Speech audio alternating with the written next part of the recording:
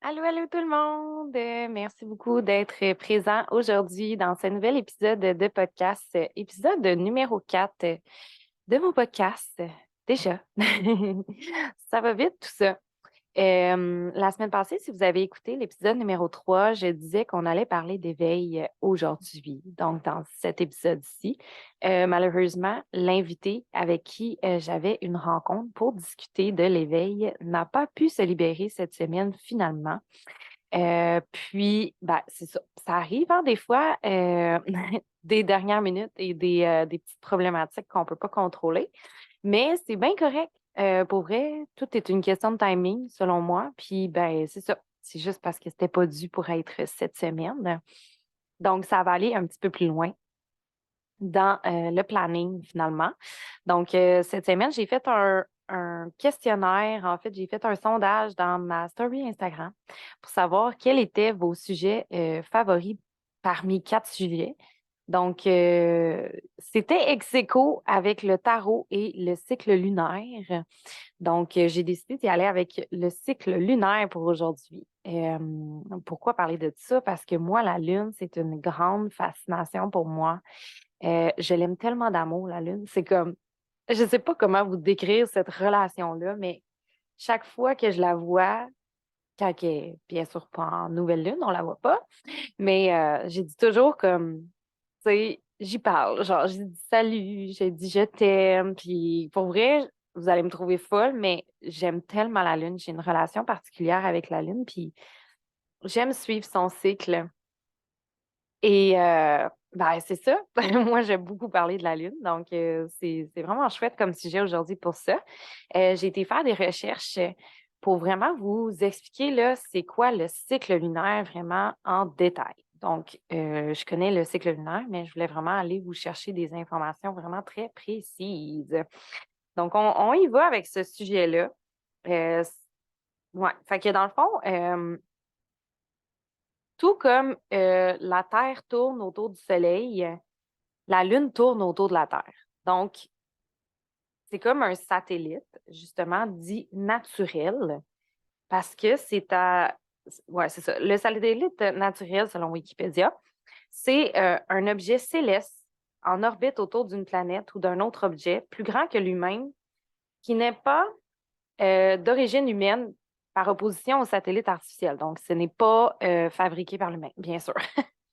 Ils peuvent être de grosse taille et ressembler à de petites planètes. Donc, c'est vraiment un satellite, la Lune, qui tourne autour de la Terre. Donc, on dit souvent que la Lune a 28 jours dans son cycle, comme elle tourne autour de la Terre pendant 28 jours. Mais en fait, en réalité, c'est une estimation parce que c'est 29,5 jours. Donc, vraiment précisément, 29 jours, 12 heures, 44 minutes. Donc, ça, c'est de la précision. Mais on dit 28 jours parce que ben, c'est une approximation. Donc, voilà. Donc, comme la Terre ouais, c'est ça. Là, je vais y aller avec les phases principales. Donc, la Lune, elle traverse 8 phases, dont 4 principales, mais je vais toutes vous les nommer.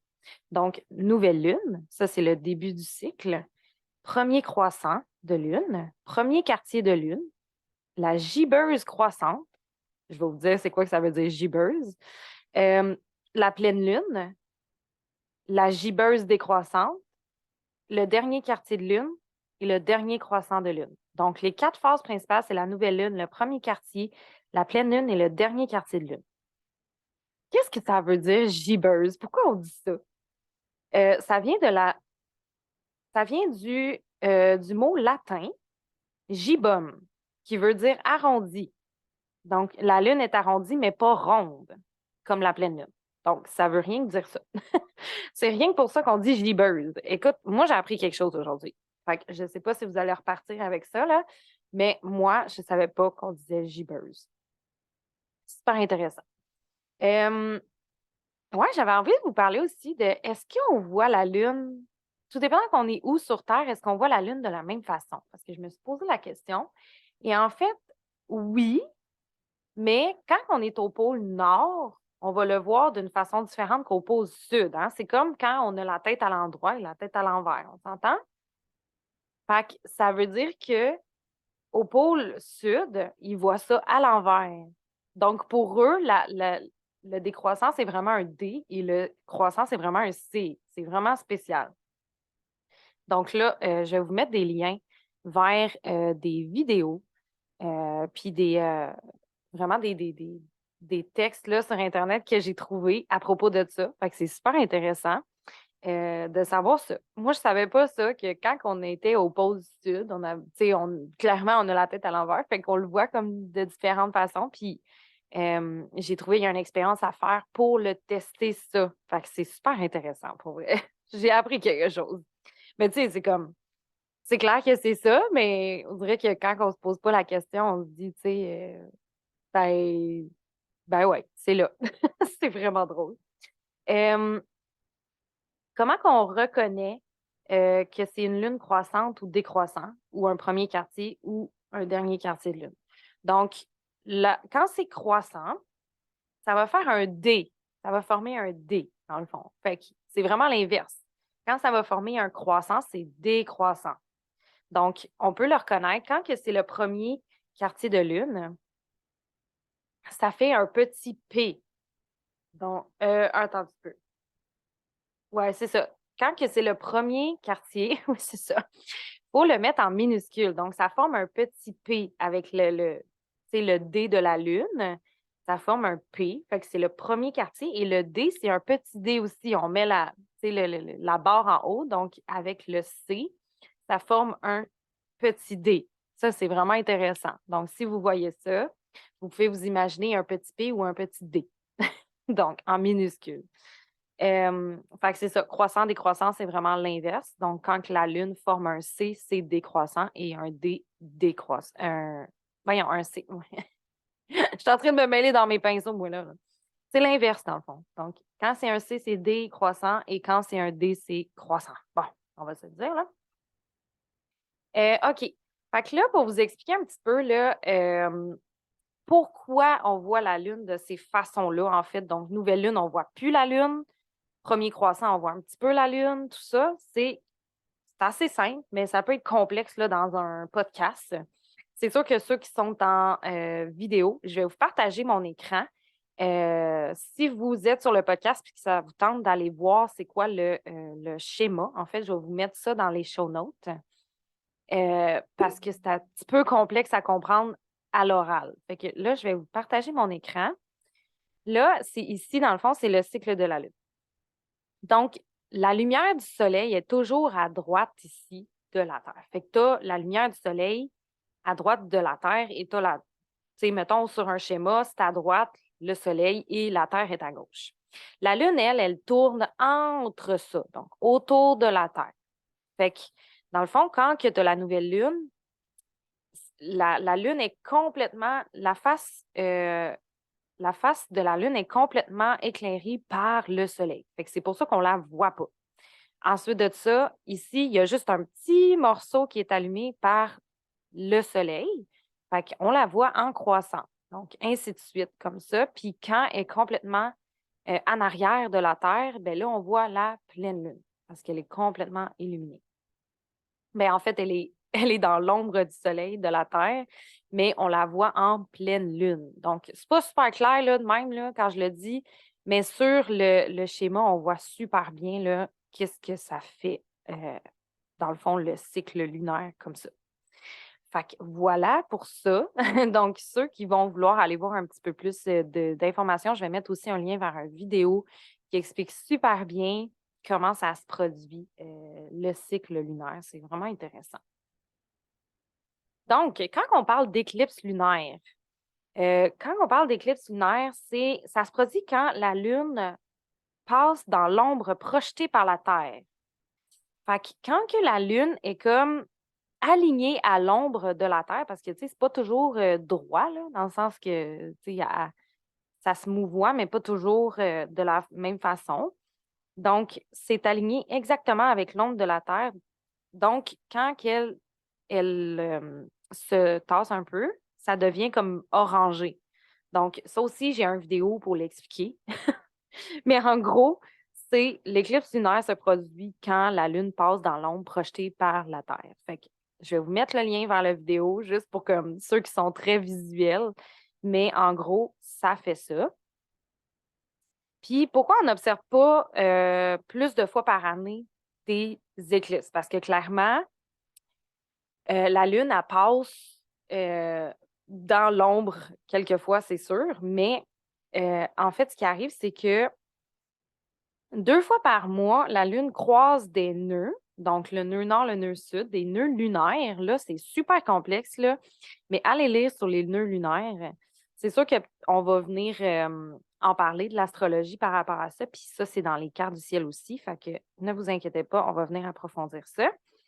Donc, 2 fois par année, la ligne des nœuds s'oriente avec le soleil. Fait que la ligne de l'axe du nœud nord et du nœud sud vient s'aligner avec le soleil. Donc, tu sais, ça tourne vraiment de cette façon-là. Et là, à un moment donné, ça s'aligne. C'est ça qui fait un éclipse. Quand il y a si la Lune est positionnée près d'un point de croisement, il y aura un éclipse. Donc, c'est ça vraiment qui fait l'éclipse comme tel. Fait que c'est un petit peu complexe, mais c'est sûr que là, les deux nœuds, eux autres, ils se déplacent aussi avec la Lune, bref. Mais pour vrai, dans une vidéo que je vais vous mettre, c'est super bien expliqué. Fait que c'est un petit peu dur là, dans un podcast de vous montrer ça, de vous démontrer ça. Fait que ça serait peut-être intéressant si vous voulez aller un petit peu plus loin avec ça, d'aller voir la vidéo. Donc voilà. À partir de là, comment la Lune nous influence? Donc, c'est sûr que là, ça n'a pas, tu sais, c'est mitigé, là, ça. Là. Est-ce que vraiment la Lune nous influence? Est-ce que le cycle lunaire nous influence? Ça n'a pas été prouvé. Il y a des places qui disent que c'est prouvé scientifiquement, mais je ne suis pas certaine que ça l'est encore. Mais tu sais, dans le sens que la Lune, elle a un impact sur la marée, donc les eaux sur la Terre. Et là, nous, on est fait à 60 à peu près d'eau. Hein? Fait qu'on a aussi de l'eau à l'intérieur de nous. Donc, la Lune, si elle affecte les marées, ben techniquement, elle nous a, tu sais, ça fait quelque chose à l'intérieur de nous aussi, là, techniquement, là, si on est logique un peu avec ça. Puis, tu sais, on observe aussi sur plusieurs espèces, chez plusieurs espèces végétales et animales qui suivent les cycles lunaires, comme les coraux. Les coraux pondent à la pleine lune, donc pondent leurs œufs à la pleine lune, parce qu'ils sont sensibles à la lumière de la lune. Donc, puis en plus, dans ma tête, je me dis, quand ils pondent leurs œufs à la pleine lune, bien, sûrement que les marées amènent beaucoup plus loin les œufs. Fait que, tu sais, ça serait vraiment logique dans ce sens-là. Fait que si des coraux sont affectés, ben, imaginez nous, mettons, tu sais, ça pourrait être quand même assez, un sujet qui est, tu sais, dans ma tête, moi, c'est logique, mais bon, c'est sûr que scientifiquement, c'est peut-être plus difficile de prouver ça pour le moment. Mais en tout cas, faites-en votre propre analyse selon vous, mais tu sais, c'est sûr que vu qu'on est beaucoup composé d'eau, ben, c'est clair que ça nous influence. De quelle autre façon ça peut nous influencer aussi? C'est sûr que astrologiquement parlant, euh, chaque fois que la Lune rentre dans un signe, parce que ça, tu sais, elle se déplace pendant 29 jours, donc aux 2 jours à peu près, elle change de signe. Donc, quand, mettons, elle arrive, je sais pas moi, dans le Sagittaire, ça veut dire quelque chose. Donc, en plus, une pleine lune, ça veut dire d'autres choses. Fait que si c'est une pleine lune en Sagittaire, elle va avoir l'énergie du Sagittaire pour la pleine lune. Donc, ça, c'est super complexe, là. C'est un tout autre sujet, mais c'est sûr qu'il faut comprendre que chaque fois que la lune est dans un signe comme Gémeaux, peu importe lequel, elle va avoir une influence différente. Pour ça, je vous invite à aller suivre des pages d'astrologues qui en parlent beaucoup, des influences de la Lune du moment, le Soleil, comment c'est placé, tout ça, parce que c'est beaucoup plus loin, c'est beaucoup plus poussé, parce ils portent leur énergie propre, puis c'est à des degrés différents aussi sur la carte du ciel. Donc, tu sais, c'est vraiment plus complexe qu'on peut penser. Je vais vous mettre dans les show notes une que je connais d'ailleurs, c'est France Labelle. Salut France, si tu nous écoutes. France, elle met toujours sur sa page Facebook, en fait, les influences du cycle lunaire, solaire et tout ça. du moment. Fait que ça, c'est super intéressant pour aller voir la définition vraiment exacte de la pleine lune, la nouvelle lune, peu importe quel cycle qu'on est rendu. Fait que voilà, ça, c'est vraiment quelque chose que je vous invite à faire, d'aller suivre ça. Moi, je vais vous donner un exemple personnel. Donc, je ne l'ai pas compté dans le podcast de la semaine passée, mais ça fait partie de mon éveil, cette histoire-là. En septembre 2021.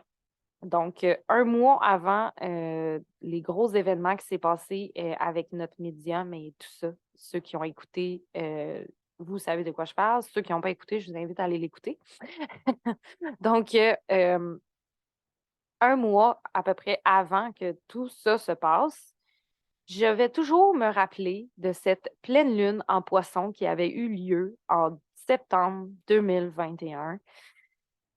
Ah là là, ça a été très, très émotif pour moi. C'était une lune qui était très émotive, d'ailleurs, dans son énergie du moment. J'avais lu par rapport à ça après que j'avais comme compris que ça m'influençait. Euh, ouais, c'est ça. Fait que je me rappellerai toujours, j'étais à mon bureau. Euh, puis à un moment donné, il est arrivé quelque chose. J'ai fait une erreur avec un client, quelque chose du genre. Puis là, je suis tellement devenue émotive. Puis là, j'écrivais. J'écrivais dans mon journal. Puis à un moment donné, j'ai juste comme éclaté en sanglots. J'ai complètement, je sais pas, je répondais plus de moi-même. C'était vraiment bizarre. Et là, je me mets à pleurer, pleurer, pleurer. Et là, je me tourne, parce que j'ai une fenêtre ici dans mon bureau, et je me tourne vers la fenêtre, puis je regardais les arbres, tout ça. Puis là, je dis, là, je me dis dans ma tête, y a-t-il quelqu'un qui peut me dire qu'est-ce que je fais ici sur Terre? C'est quoi ma mission ici? Qu'est-ce que je suis censée faire ici? C'est quoi le sens le plus profond de tout ça, là? Il ne peut pas juste avoir ça, là. Genre, je me lève le matin, je m'en vais travailler, je fais ma vie, puis je me couche, là. Non, non, non. À ce moment-là, là, je voulais vraiment comprendre. Et je vous dis ça, là, j'étais tellement en larmes, puis j'avais les gros frissons sur mon corps et je sentais que quelque chose énergétiquement est en train de changer à l'intérieur de moi, en fait. Et là, ça me dit dans ma tête, va dehors, mets ton manteau, va au pied de ton arbre, parce que j'ai un arbre préféré ici dans la forêt, à côté de chez moi, et donne-lui ton énergie. Demande-lui de te transférer de la bonne énergie. Fait que là, mon Dieu, OK, c'est beau. Je fais ça, je sais pas. Tu sais, à ce moment-là, je savais pas que c'était, peu importe mon âme, je sais pas. Tu sais, je me suis pas posé de questions, je l'ai fait tout simplement. C'était un feeling. Et c'est ce que j'ai fait. Je suis allée au pied de cet arbre-là. Je me suis calmée et je suis revenue et j'ai lu. Ben, tu sais, phénomène synchronique, en fait, c'est que ça m'est apparu sur mon feed d'une astrologue de l'époque que je suivais et qui avait dit que cette lune-là était très émotive sur la raison pourquoi on était ici. Et là, j'étais comme, je lis la description et là là, je suis comme, oh là là, c'est vraiment ça. J'étais dans l'énergie, en fait. L'énergie de cette pleine lune-là m'influençait, moi, personnellement, à ce moment-là. Est-ce que ça veut dire que tous les humains sur Terre, ça les influençait? Absolument pas. Ça dépend vraiment de ta carte du ciel aussi, des degrés qui sont rendus, dans quel signe c'est. Si toi, tu ne portes pas beaucoup d'eau dans ta carte, ben là, à ce moment-là, c'est sûr que c'est un petit peu plus compliqué de gérer les émotions, gérer tout ce qui entoure exactement, toute l'émotivité, les vagues aussi émotionnelles. Moi, je suis scorpion.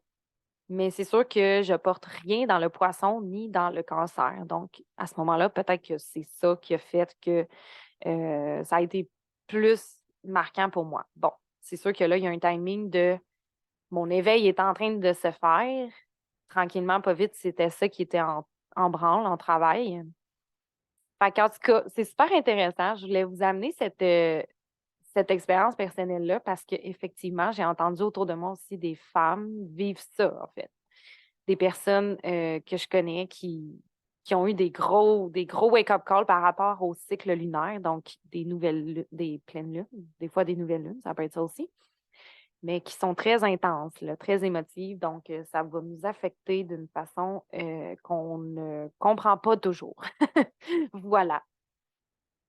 Puis aussi, c'est ça, c'est bon de savoir qu'on a tous un signe lunaire. Donc, oui, on a un signe astrologique, on a un ascendant, mais les trois choses les plus importantes sur notre carte du ciel, c'est le signe, l'ascendant et la lune. Donc, si vous ne connaissez pas le signe dans lequel votre lune est, je vous invite à le faire. Je vais vous mettre un site, donc ça s'appelle AstroThème, pour aller chercher votre carte du ciel. Là, ça vous prend votre heure de naissance absolument en passant.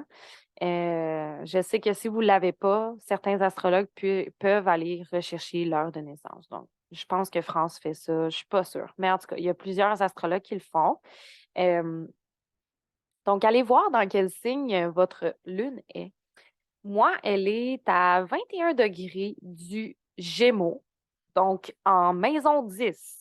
Et ça veut dire quelque chose. Tout ça veut dire quelque chose. C'est pas juste l'influence du Gémeaux. Donc, là, dans quelle maison elle est? Donc, es-tu dans la maison 1, 2, 3, 4, 5, 6, 7, 8, 9, 10, 11, 12? Laquelle maison c'est? Quel signe? À quel degré? Donc, tout ça veut dire quelque chose. Donc, arrêtez-vous pas juste à la signification de qu'est-ce que ça veut dire une lune en Gémeaux, qu'est-ce que ça veut dire une lune en Taureau, whatever, OK? Donc, si vous voulez approfondir ça, c'est sûr que ça va prendre une lecture de la carte du ciel. Je ne fais pas de lecture, moi, personnellement, complète, mais vous pouvez venir me voir pour la lecture avec le Human Design et la carte du ciel. Donc, je viens vraiment chercher les points principaux dans la carte du ciel et je vais pouvoir vous définir un peu plus en détail votre lune. Donc, voilà. Et on peut aussi faire des tirages de tarot avec le cycle de la lune. Donc, moi, j'ai par exemple le livre de Vanessa DL, L'art du tarot. Je l'utilise énormément. Je me fais des tirages à tous les cycles lunaires. Donc, elle a des tirages à la fin du livre pour la nouvelle lune, le premier quartier de lune, pour la pleine lune et le dernier quartier de lune, effectivement. Donc, chacun des étalements a 5 cartes, 5 questions associées. Et ben, ça permet de se déposer, tu sais, tout simplement, d'émettre une intention aussi à la nouvelle lune, parce que c'est la nouvelle lune qui commence un nouveau cycle. Donc, on vient vraiment faire des tirages comme ça pour avoir une guidance, tout simplement. Puis, tu sais, c'est vraiment pour reconnaître à soi, voyons, reconnecter à soi, là. Tu sais, le tarot, moi, je l'utilise de cette façon-là et non de façon prédictive. Et j'aime beaucoup l'approche de Vanessa. Je vais mettre son livre dans les show notes aussi par rapport à ça. Je vous le conseille vraiment pour aller chercher les tirages de tarot à l'intérieur. Il est vraiment pas cher. C'est un livre à 28,95 là. Pour vrai, ça vaut vraiment la peine. C'est super. Puis à l'intérieur du livre, en fait, c'est que elle vient expliquer toutes sortes Oui, il y a des tirages, mais elle vient expliquer chaque arcane, les arcanes mineurs, les arcanes majeures et toute la signification de tout ça. Donc, si vous aimez le tarot, vous pouvez aller vous procurer ce tirage-là, voyons, ce livre-là. Sinon, ben, c'est sûr que sur Internet, ben, il y a des tirages qui sont disponibles. Si vous aimez faire des rituels de lune, vous pouvez mettre ça en complément de votre rituel. Faire des petits tirages de lune, tout simplement, pour venir un petit peu plus approfondir la chose. Donc, voilà, j'espère que vous avez appris quelque chose aujourd'hui de cet épisode. C'est sûr que là, c'est vraiment complexe, tout ce que j'ai expliqué là. C'est vraiment un survol, là. C'est beaucoup plus deep que ça comme sujet, on va se le dire. Mais j'avais envie de vous faire un petit brief de ce que c'est, en fait, le cycle lunaire et comment ça peut nous influencer.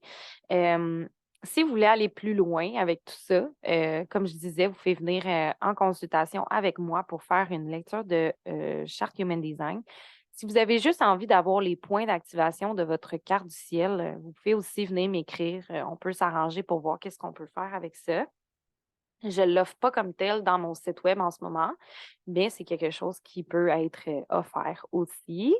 Fait qu'on va vraiment venir identifier aussi vos nœuds lunaires. Donc, qu'est-ce que je parlais tantôt? Je vais vous expliquer un petit peu plus en profondeur qu'est-ce que ça représente pour vous. Et, ben, tu sais, c'est ça, les principales planètes qui sont là.